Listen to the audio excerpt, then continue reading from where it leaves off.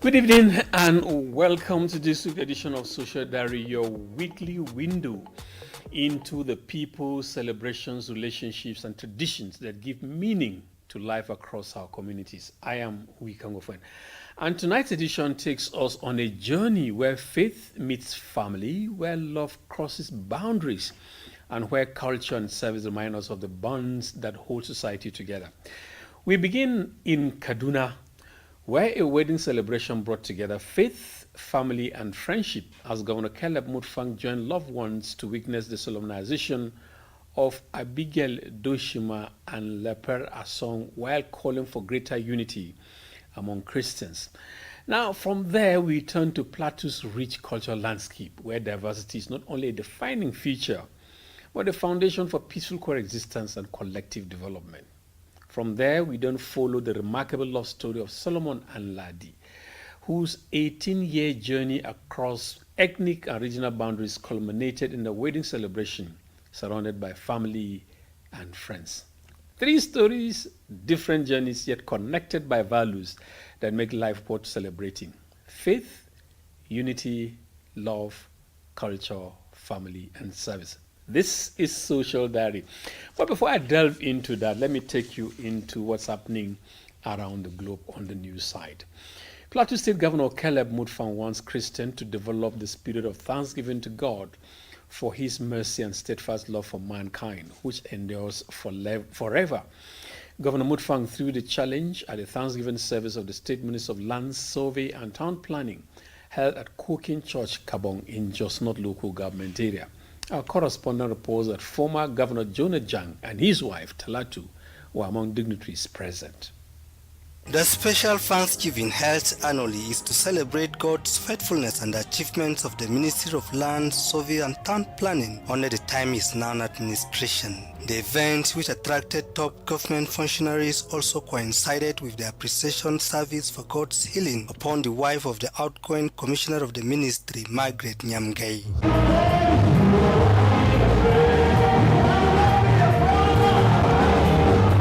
Governor Caleb Mutfwang, who was the guest preacher at the event, said society and man's life are full of troubles, but that the mercy of God has made everyone and countries what they are and what they have achieved today. The governor tasked Christians to trust in the mercy of God rather than living in the fear of the unknown, emphasizing the need for believers to repent from the sin of ingratitude, count their blessings, and appreciate God's faithfulness in their lives. We need to appreciate. It's not only when we fall into difficulties and challenges like the guys went through that we come back to thank God. Let it become a way of life. Let it become an attitude of daily living.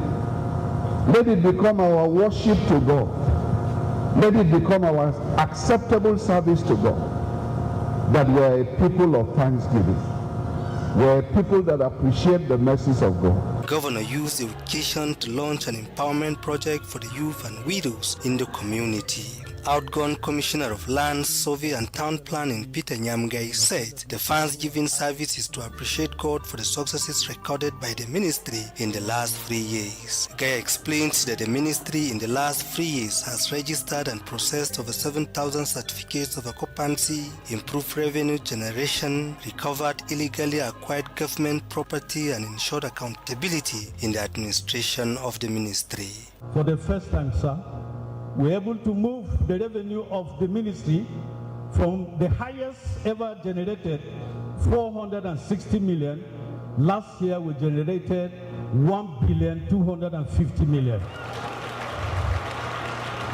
Sir, this year our target is 1.5 billion. There were song ministrations by various groups, including the ministry's choir, as well as prayers for the staff of the ministry. From Kabong in just North local government area, I am Gokop Timothy. The Plateau State Gender and Equal Opportunities Commission has called on youths in Plateau State to know their rights and speak out loud on issues of gender violence. Acting Chairperson of the Commission, Olivia Dazem, said this at a 4-day annual Ekwa Jos District Youth Council Conference aimed at sensitizing youths in churches and communities across the state on the dangers of child trafficking and labor with the theme, Keep Your Lamps Burning. Correspondent Benjamin Pan was at Ekwa Staff Secondary School, venue of the conference, and his report is continued from our studio. Plateau State Acting Chairperson Gender and Equal Opportunities Commission Olivia Dazam said engaging youth and young people, most especially the girl child, on issue of gender violence in the society, which is very important and also approved by Governor Caleb Mutfong, seeks to empower the youth with the knowledge and skills necessary to speak out against the social vices. She said the initiative by the present administration is to draw the attention of parents and religion leaders to raise awareness about the devastating effects of child trafficking and labor on individuals and society. Dazemu spoke on breaking stereotypes, understanding gender roles, emphasized the need to educate youth on the risks and consequences of child trafficking and labor, empowering girl child to become advocates against these practices, encouraging them to report cases of child trafficking and labor to the authorities, as well as promoting a culture of respect for children's rights and dignity. We live in a world where young people receive messages about what it means to be a man or a woman from different sources, from our homes, from our schools, from churches, from communities, the social media, films, music, friends, and sometimes even our peers. And I must also let you know that sometimes some of these messages indeed are positive. The acting chairperson noted that by engaging the youth, the Plateau State government hopes to prevent cases of child trafficking and labor and ensure that children are protected and empowered to reach their full potential. Earlier in a welcome address, leader Ekwa Jos District Youth Conference Andrew Zugumnan reaffirms their commitment in protecting the rights of youth in the community and the state. Human trafficking and child labor, while championing the protection of women and children in our societies. Her work has also included institutional collaborations aimed simply at addressing social vices and harassment. Also speaking, Chairman Ekwa DCC Jos, Reverend Dr. Audu Garba, called on youth to be obedient, active in their life, as he expressed appreciation to Plateau State Gender Commission for the initiative. The presentation touched our hearts that at the point we were weeping, literally crying. Church leaders were weeping, church leaders were crying, church leaders were lamenting with the happenings. Prayer for Plateau State government featured at the event.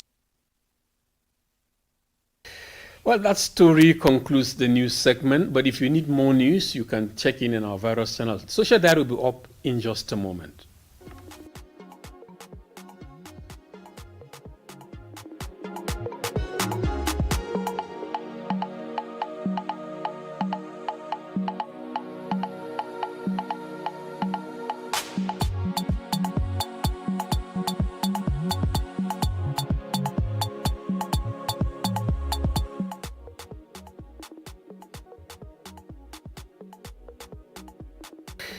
Thank you so much for rejoining us. Let me see how I can take you on this soft ride on social diary. Plateau State Governor Caleb Mutfwang has sued for deliberate unity of purpose among Christians to tame the challenges confronting the faith and the nation. Governor Mutfwang made the plea during the wedding solemnization of Abigail Doshima and Lupar Asogat at the Chapel of Good News in Narayi, Kaduna State. Government House correspondent reports that Governor Mutfwang is a family friend to the bride's family, Abigail. The report. The wedding solemnization of Abigail Doshima Nyof and Lupe Asong at the Chapel of Good News, Narayi, Kaduna State, was nostalgic for Governor Mutfwang as an obvious feeling of another opportunity to connect with people he lived a better part of his life was glaring. Hallelujah. Hallelujah.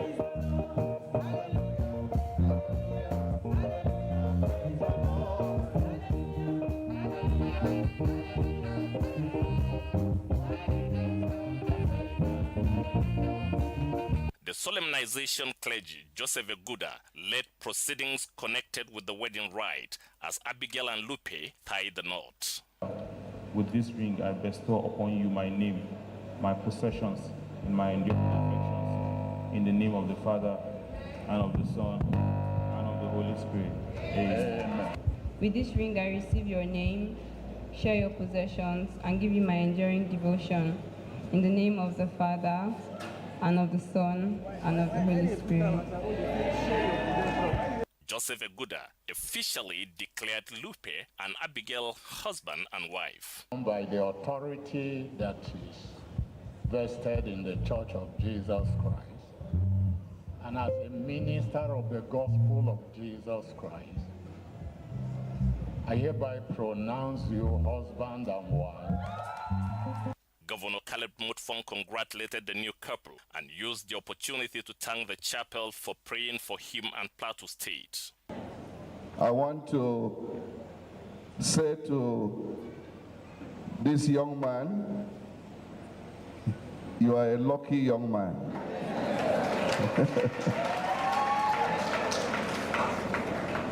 I knew the day Abigail was born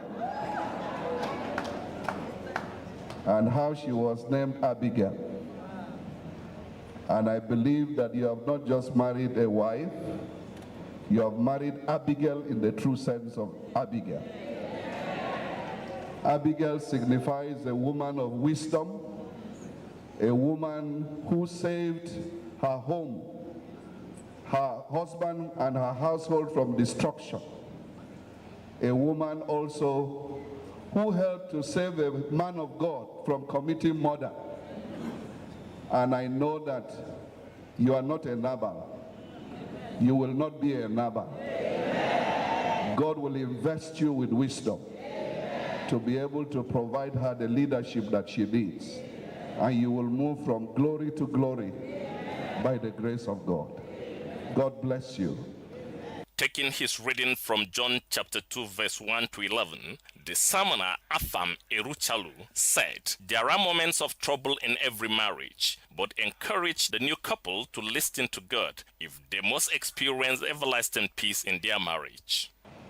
There's no way, if you're not following divine principles, your marriage will improve.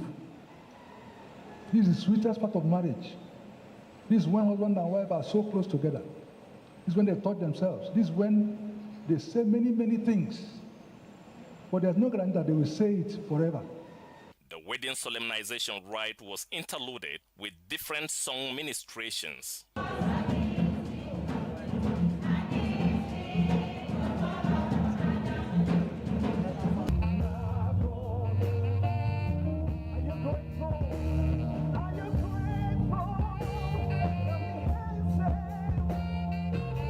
The wedding legally registered Lupe and Abigail into a new institution and marks a new chapter in their lives. This is Timothy Tim. Now from Kaduna, sit tight, let me share a story with you. Diversity is more than a defining feature. It is a place where culture, tradition, language, and beliefs meet. It becomes a powerful foundation for peace and unity. Our social diary correspondent takes a look at cultural diversity and peaceful coexistence in Plateau State. Plateau State is a beautiful home to many cultures, languages, tradition, and communities. With over 50 ethnicity ranging from the Birom, Ngas, and Tarok to mention a few, each culture adds a unique color to humanity, making the state richer and more beautiful. We have 56 ethnic nationalities on the plateau, so it is a multi-cultural state. Some people may say it's a rainbow state, but the rainbow does not even have all the colors that we have. So we are more than just a rainbow state. We are a multi-dimensional state with great diversities. What makes Plateau State truly fascinating is not merely the rich tapestry of culture found within its borders, but the beautiful ways this diverse traditional weaves together to create a shared identity. To preserve this heritage and promote peaceful coexistence, Plateau Initiative for Development and Advancement of the Natives, PDAN, organized a leadership retreat aimed at building a united plateau, harnessing our diversity and mineral wealth for sustainable peace and development. We are actually using our God-given resources, the mineral resources, to see how that would work and sustain and unite a diverse society like Plateau State. The retreat first is to create awareness that PDAN exists. PDAN is a meeting of all the tribal groups, communities on the plateau. And we are here to create awareness because there are quite a number of people that do not know that we exist. The event drew a distinguished gathering of traditional rulers, religious leaders, dignitaries, and community leaders. Their presence transformed the occasion into a powerful meeting of culture, faith, and traditions, united by a shared commitment to peace, understanding, and peaceful coexistence. Plateau State has the potential to contribute enormously to Nigeria's GDP, and we cannot afford to play with it. Our diversity must never be a reason for a conflict. It must become our strength. Our different ethnic, cultural, religious identity should enrich our collective experiences and contribute to a stronger and more united Plateau. Plateau State diversity is a treasure that deserves protection. Hand must be on deck if only we believe that we are son and daughter of Plateau State. We should be our brother's keeper. If we are united, if all the indigents of Plateau State are united, we can resist some of these attacks. We can reduce it to the barest minimum. Guests were captivated by the vibrant rhythm of cultural dance.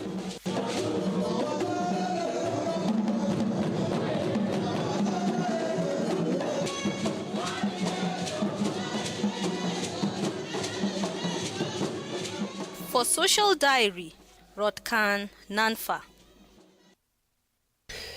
It is often said that love finds us in the most unexpected places, bridging gaps and defying odds. Now, for Solomon Orji, an Anambra State native, a walk trip to Jos unexpectedly led him to the love of his life, Ladi, a beautiful native of Kaduna State. Now, after 18 years of standing strong through thick and thin, the couple finally say, I do, at St. Michael's Anglican Church, Busabuji, to the absolute delight of their children, family, friends, and well-wishers. The occasion marked a deeply emotional milestone for the couple who have successfully crossed ethnic and regional lines to build an enduring life together.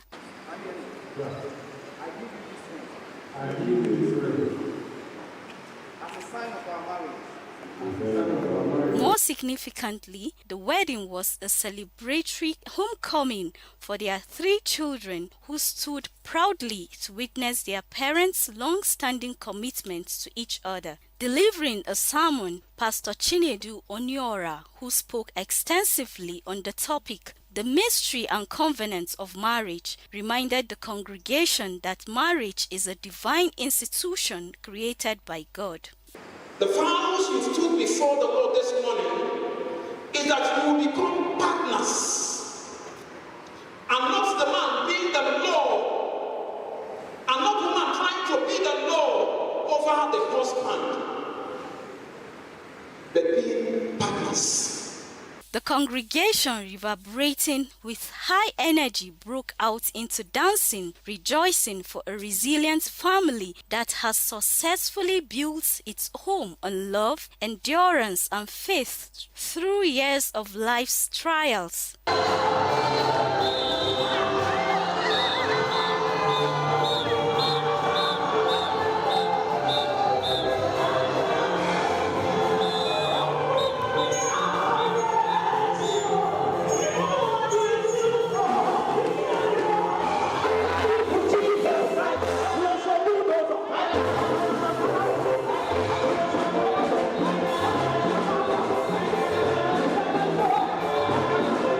Family and friends turned out to support this simple yet unique cross-cultural wedding occasion. Miriam Pam, Emmanuel Udo, and Dogara Awaji took turn to praise the couple for their resilience while offering them words of advice for the journey ahead. I wish them good luck, happy stay, because married na endurance. Without endurance, there's no peace. I pray for God's favor in their lives, pray for long life, for good health. Most especially, I pray for love, understanding, and unity. It is our prayer that God will continue to see them through and bless them more and more. God will bless them, give them strength. For Marvelous, the Orji family's first child, watching her parents stand before the altar brought a sigh of relief. Actually, we have gone through many trials, through many suffering and that and this, but still, we're still together. And I still pray for God to make them still be together. By formalizing their marriage vows, Solomon and Ladi have achieved something monumental for their family. God will lead us. We are very happy. In my life, I've never seen a day like today. I'm very, very grateful. All my expectations, I'm praying for God's blessing and opening doors. They have not only secured their family unit spiritually before God, but they have also established it legally. For Social Diary, Rifkatu Yakubu. Well, with the story of Solomon and Ladi, which can be described as the tales of the unexpected, it brings us to the end of this week's edition of Social Diary, an evening of faith, love and culture, family, and of course celebration. Now, from the solemnization of Abigail and Rupert's marriage, where a call for unity among Christians accompanied the celebration of a new beginning, to the rich cultural diversity of Plateau State and the continuing search for peaceful coexistence. Tonight's stories have reminded us of the strength we find where we come together. We also witnessed the beautiful culmination of Solomon and Ladi's 18-year journey of love, a story that crossed ethnic and regional boundaries and grew into a family strengthened by faith and endurance. Different stories, different milestones, but one enduring message. Life is made to richer by the people we meet, the communities we build, the traditions we preserve, and the love we share.